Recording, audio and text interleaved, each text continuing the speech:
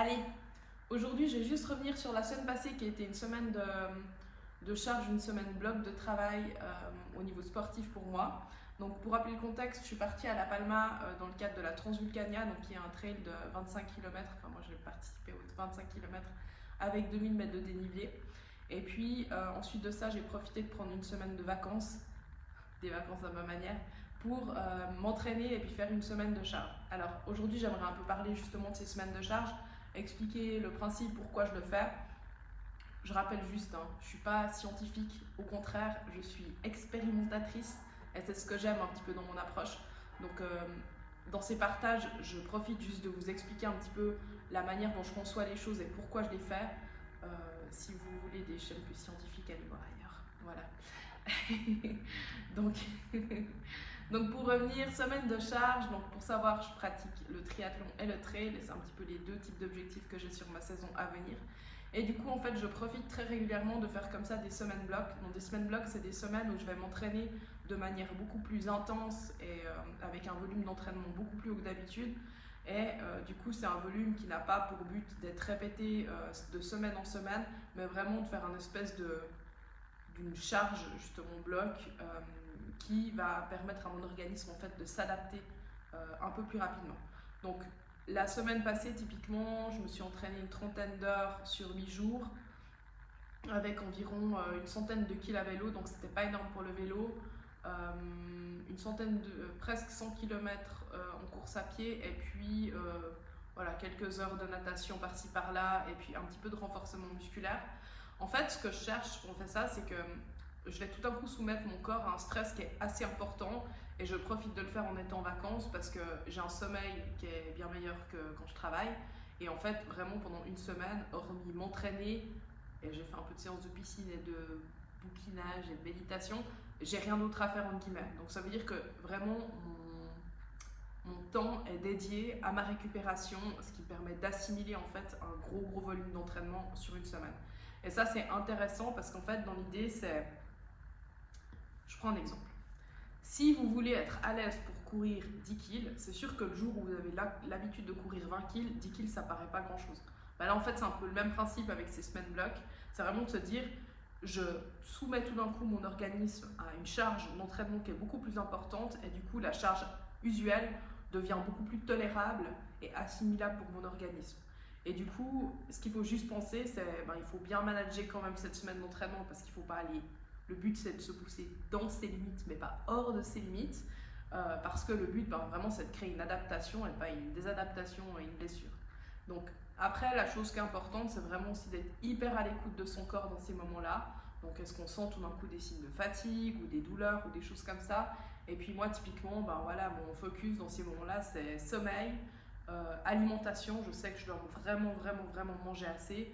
Et puis après, voilà, se reposer et puis surtout prendre du plaisir, j'ai envie de dire. Donc, c'est une semaine qui a été vraiment hyper concluante pour moi. C'était hyper cool et c'était surtout aussi hyper cool parce que je sortais un peu de blessure et du coup j'étais pas trop sûre de comment allait se passer et mon trail et du coup la suite. Et puis finalement j'ai eu une semaine très positive d'un point de vue entraînement, très bonne tolérance au volume et notamment en course à pied parce que courir du coup 90 km sur 8 jours c'est beaucoup pour dire que j'avais pas couru quasiment depuis 6 semaines, mais ça s'est très bien passé. Et puis finalement voilà, j'ai aussi eu du plaisir tout le long, ce qui est important. Maintenant, c'est la phase de retour à la normale qui arrive, donc ça veut dire que là, cette semaine, c'est un peu une semaine de transition. Bon, j'ai bien chargé les 2 jours en revenant, j'ai fait une grosse sortie à vélo, puis je suis quand même sortie encore un peu en mode trail. Donc là maintenant, c'est phase de transition, ça veut dire que cette semaine, elle est forcément moins importante. Je sens aussi un peu de fatigue la semaine passée, ce qui est normal, l'adaptation crée un peu cette sensation de fatigue. Et du coup, voilà, cette semaine, le but c'est juste de revenir à un volume un peu plus normal pour après pouvoir reprendre sur des blocs d'entraînement.